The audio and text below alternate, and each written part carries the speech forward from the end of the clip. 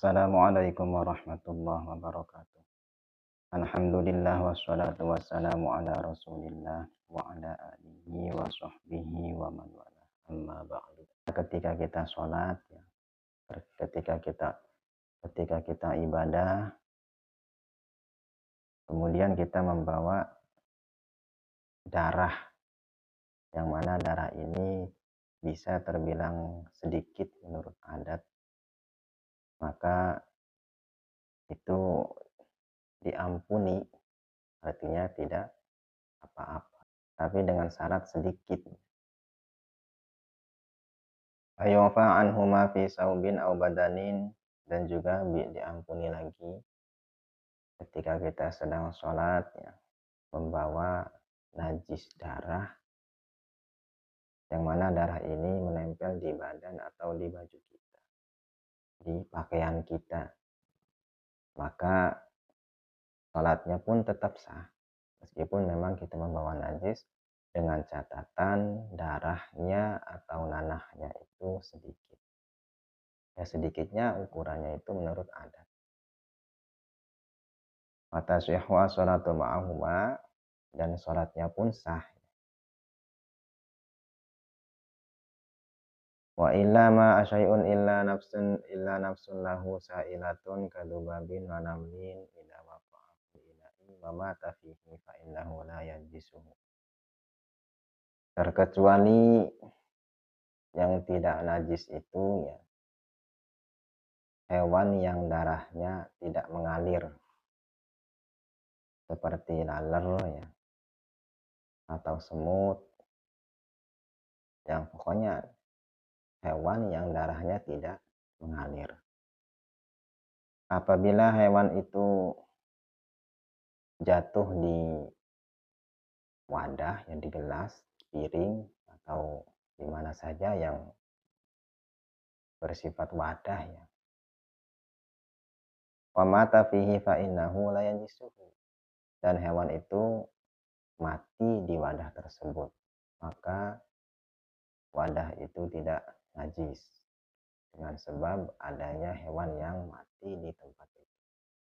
Misalkan begini, ada laler nempel di gelas, ya, atau di wadah, kemudian si laler itu mati.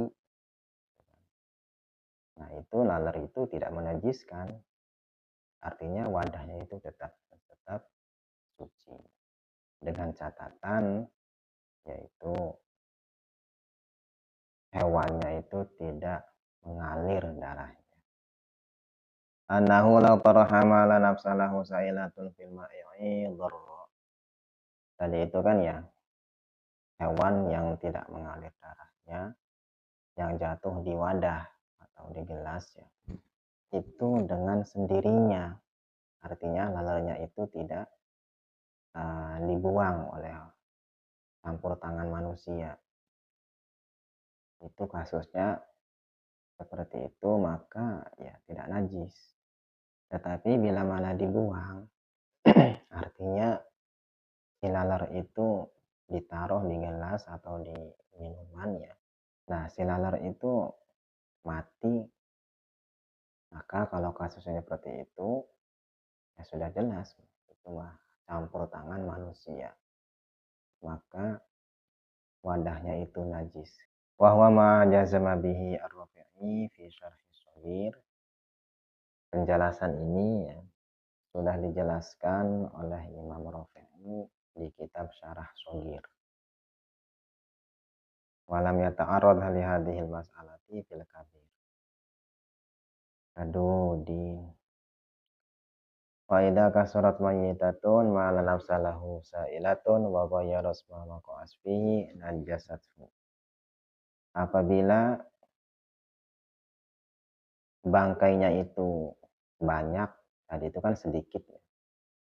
Jadi penjelasan tadi itu sedikit, dan sekarang apabila bangkainya itu terbilang banyak, ya, menurut adat, meskipun dengan sendirinya, artinya tidak ada campur tangan manusia, maka najasatsu tetap hukumnya najis. bila mana hewannya atau bangkainya itu merubah warnanya, baunya, atau sifatnya. Tetapi kalau misalkan tidak ada perubahan dengan sebab banyaknya itu si hewan, maka itu tidak pengaruh kepada kesucian wadah atau tempatnya.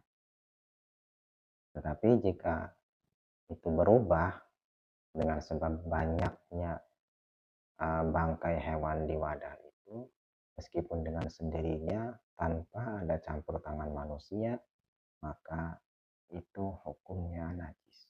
Faida nasya'at hadil mayyitatu 'alal ma'i'i kadulil khalin wa fabihatin lam tanajjashu qat'an. Dan apabila bangkainya itu timbul dengan sendirinya seperti ulet ya. Itu kan ulet itu kan dengan timbul sendirinya itu karena dari bau ya. Seperti ulet buah-buahan ya, yang biasanya yang bau-bau itu kan menimbulkan ulat ya. Nah, ketika dia itu timbul dengan sendirinya, kemudian dia mati di situnya, di tempat itunya. Nah, itu tidak menajiskan qat'an secara pasti. Wa yustasna ma'a ma dzukirahu masailun madhkuratun fil mawsuqati sabaqa ba'daha fi kitabit thaharah.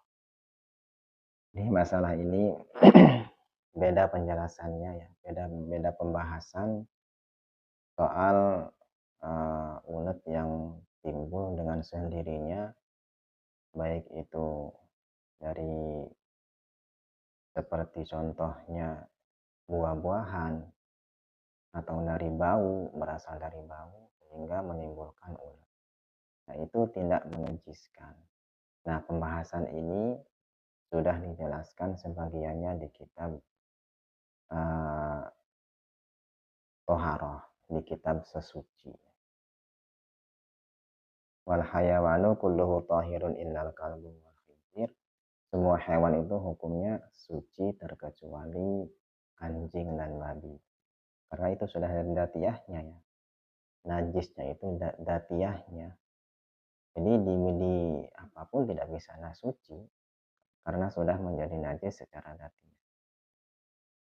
Wa ma tawallada minhuma, dan hewan yang beranak dari salah satunya. Misalkan anjing kawin dengan kerbau atau anjing kawin dengan kambing dan sebagainya. Aw min ahadihima, atau salah satunya, salah satu dari hewan itu. Ma hayawanil lahirin, serta hewan yang suci. Misalkan kebo dikawin dengan babi, atau misalkan babi dikawin dengan kambing dan sebagainya. Itu anaknya tetap najis. Wallahu a'lam bishawab.